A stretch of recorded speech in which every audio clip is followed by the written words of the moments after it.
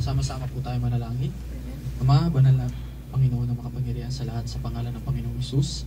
Maraming salamat po na sa umaga na ito, sa hapon po ito ay muli namin inaalala, Panginoon, ang iyong pong kadakilaan na ginawa sa krus ng Kalbaryo. Maraming salamat po dahil patuloy mo po na ipinapakita sa amin at inahayag na ikaw po ang siyang naging daan upang kami po ay maligtas at maglingkod po sa iyo. Nawa po, Panginoon, ikaw po lamang ang siyang patuloy na sumama at magpakahayag sa amin sa pamagitan po ng iyong banal na salita. Sa inyo lamang po ang kapurihan, kadakilaan, kalwalhatian sa pangalan ng aming Panginoong Hesus. Amen. Hallelujah. Ang sa akin po ay matatagpuan po sa Luke 23 verse 46. Ang sabi po dito, "And when Jesus had cried out with a loud voice, he said, Father, into your hand I commit my spirit. Having said this, he breathed his last." Sabi pong ganon, sabi po ng mga interpreter, this loud voice is not indicating that Jesus died not as much as from physical exhaustion o extreme or fatigue or weakness, as from spiritual agony. Hindi rin po. Dahil ito po ay nasabi ng Panginoon dahil po sa lubusan niyang pagtitiwala sa Diyos Ama na siya na po ang mangangalaga sa ating pong Panginoong Hesus sa kanya pong pagkamatay sa krus ng Kalbaryo. Sabi pong ganun, and when Jesus said these things to the Father, He said, "Into your hands I commit my spirit." Sabi pong ganun. Jesus quoted this statement of His utmost trust to the Father when He died on the cross. Sabi pong ganun sa Psalms 31 verse 5, sabi pong ganun, "Into your hand I commit my spirit. You have redeemed me, O Lord, God of truth." Sabi po doon, redeem me. Redeem to fulfill as an oath or promise. So naniniwala siya, nagtitiwala siya sa Diyos Ama na hindi siya pababayaan ng Diyos Ama sa oras at sa mga sandali na yon. Na nandoon yung tiwala ng Panginoong Hesus na kahit anumang mangyari sa kanya, kahit anumang hirap ang dinaranas niya, hindi siya pababayaan ng Diyos Ama.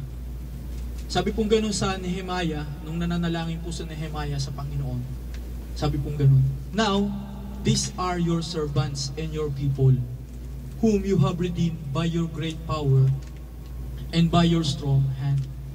Nandun po yung tiwala niya na hindi po siya pababayaan ng Panginoon, na hindi kakalimutan ng Panginoon ang pangako niya, na iingatan siya, at hindi kailanman mababali kung ano ang pinupropesiya ng mga naunang propeta sa Panginoong Hesus.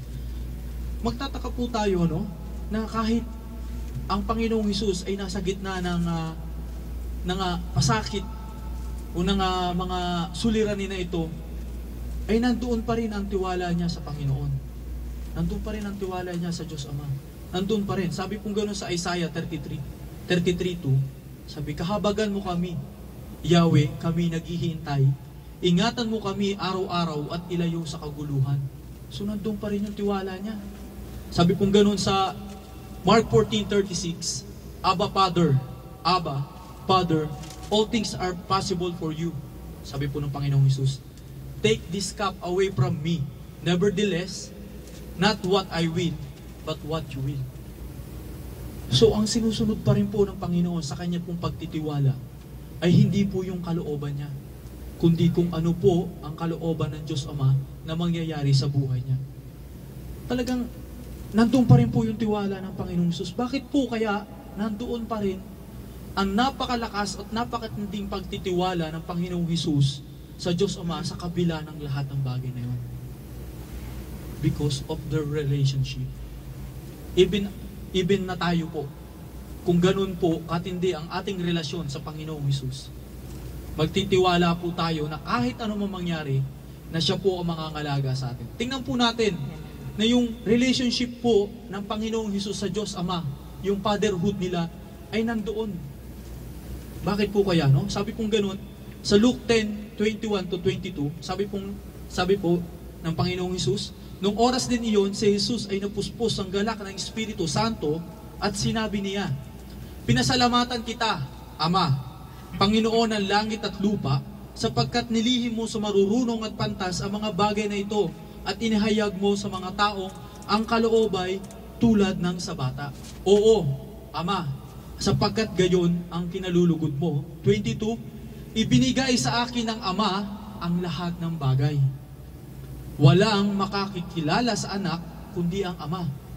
At walang nakakakilala sa Ama kundi ang anak at yaong marapating pagpahayagan ng anak. So ganoon kalubusan, nakikilala ng Panginoong Hesus ang Diyos Ama. At ganoon din, ang Diyos Ama, nakikilala niya ang anak.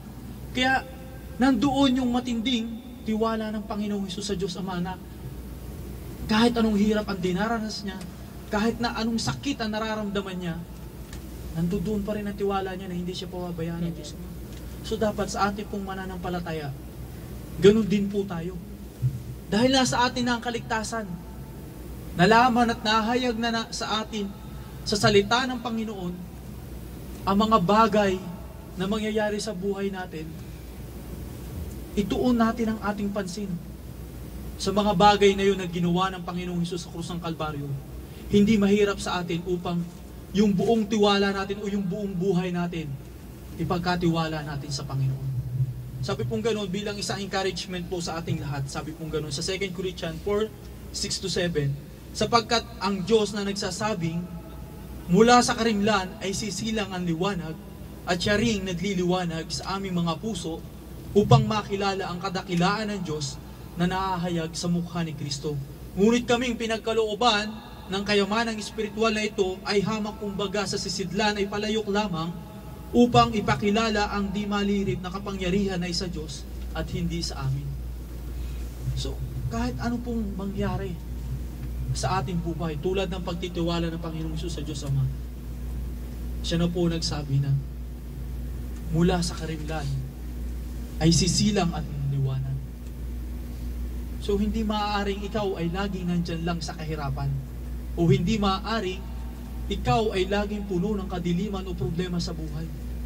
Isipin mo, darating ang araw, darating ang Panginoon upang ang lahat ng bagay na ialisin sa iyo at siya ang magliliwanag at mahahayag sa iyo ang kadakilaan ng Panginoon sa ginawa niya sa buhay mo. Purihin po ang Panginoon. Amen.